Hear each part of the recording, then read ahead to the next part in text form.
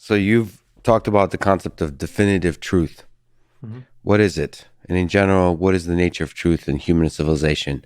And just talking about the digital age, the nature of truth in the digital age. So the interesting thing about definitive truth is that it actually exists on this, at least in my mind, on this spectrum between objective truth and just somebody made something up and nobody else agrees. So what I think definitive truth is it's somewhere in the middle on that spectrum, where if you and me define what truth is, right? Like if you and me have an agreement of some kind, and we say as long as the weather is sunny or the weather there is no rain on that day, then there will be an insurance policy that results. And you and me both agree that as long as three weather monitoring stations all say that, then the definitive truth for us and for that agreement is the result of those systems coming to consensus about what happened out in the real world. I think the objective truth definition from kind of the philosophical world is really, really stringent and very, very hard to attain. And that's not what this is. And that's actually not what commerce or the ability for people to interact about contracts needs.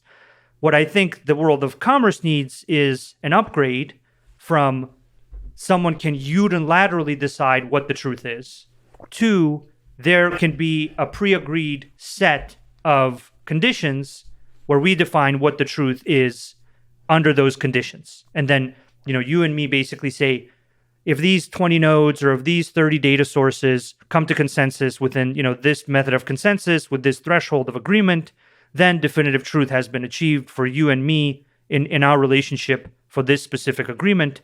And the specificity and our shared agreement to that kind of truth or that definitive truth being acceptable to both of us is probably what's kind of necessary and sufficient for everything to move forward in a better way. In any case, much better than, I'm a bank or an insurance company, I'm going to unilaterally decide what happens. Mm-hmm. It's definitely an upgrade from that. Do you think it's possible to define formally in this way a definitive truth for many things in this world? Like you talked about weather, so basically defining that if three sensors of weather agree, then that we're going to agree that that is a definitive, useful truth for us to operate under. So how many things in this world can be formalized in this way, do you think? A huge amount. So there's actually two things going on here.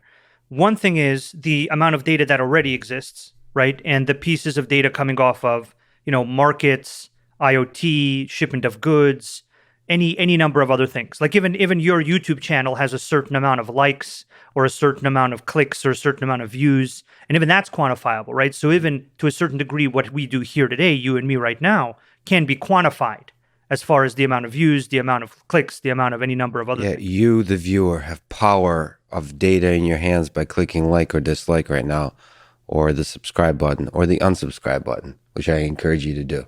Anyway, okay, so there's data flowing into all interactions in this world. There's data. There's more and more data, right? Like more data. More and more data. That data is more and more accessible to everybody. And that accessibility and the fact that there's more of it means we can form more definitive truth proofs. Yep. We can form more and more proofs. And as we form those proofs, well, we can provide them to these blockchains and smart contract systems that consume them, and then they're tamper-proof, right? So they can't be manipulated. And so now we've combined a system that can prove things with a system that guarantees us certain outcomes, and we have a better system of contracts, which is actually an unbelievably powerful tool that has never existed before.